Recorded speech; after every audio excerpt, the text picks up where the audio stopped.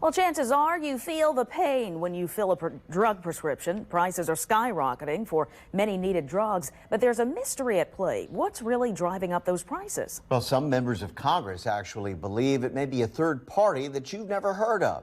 Heather Sullivan now with this On Your Side investigation.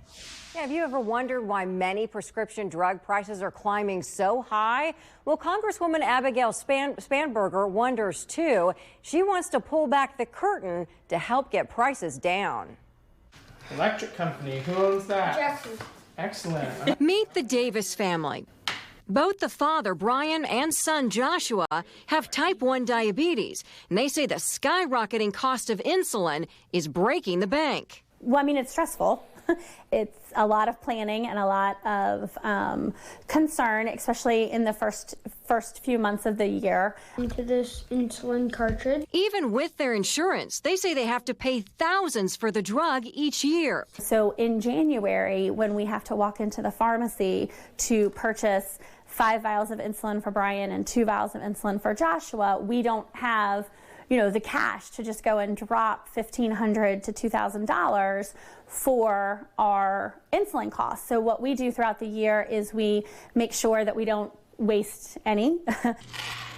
Many pharmacists say part of what's driving up prescription prices are pharmacy benefit managers, third-party middlemen. PBMs manage prescription drug benefits for health insurance companies by negotiating prices with drug manufacturers and pharmacies. Many patients are not aware of pharmacy benefit managers and the impact that they have on everyday prescriptions, and pharmacy benefit managers are determining what's on formulary, determining what insurance will cover. Drugs that are used to be covered, then all of a sudden not covered, and it's going from like $10 copay, $20 copay to several hundred.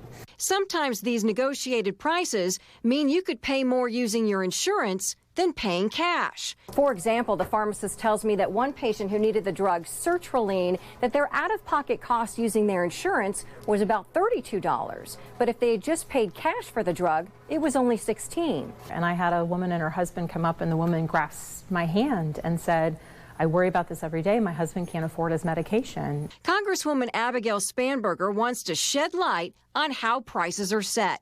Her bill, the Public Disclosure of Drug Discounts Act, would require the rebates, discounts, and price concessions PBMs negotiate to be made public on a website through the Secretary of Health and Human Services. If, in fact, PBMs are contributing to the rising cost of prescription drugs, as many experts say they are, we need to know that. Is the idea then, okay, so that information is public, that there would then be pressure to not escalate a price? That's certainly one of the hopes and one of the expectations. AARP supports the bill, but also believes that drug makers should be transparent too. We know that the biggest driver of prescription drug costs, the price set by the manufacturer at the start. The Pharmaceutical Care Management Association, which represents PBMs, sent us a statement saying, quote, PBMs support increasing transparency across the entire prescription drug supply chain. It says PBMs save consumers an average of $941 a year by negotiating rebates and discounts from drug manufacturers and pharmacies. I got doubles. But the Davis family hopes that Spanberger's bill will help to cut their prescription bill. We have good insurance, and yet we feel the pinch on a monthly basis. And so, when I think about others who don't have as good of insurance or no insurance at all, it's just really frustrating on a regular basis. The bill passed the House unanimously, and it's now in the Senate, and we'll keep you posted on what happens. I'm On Your Side investigator Heather Sullivan.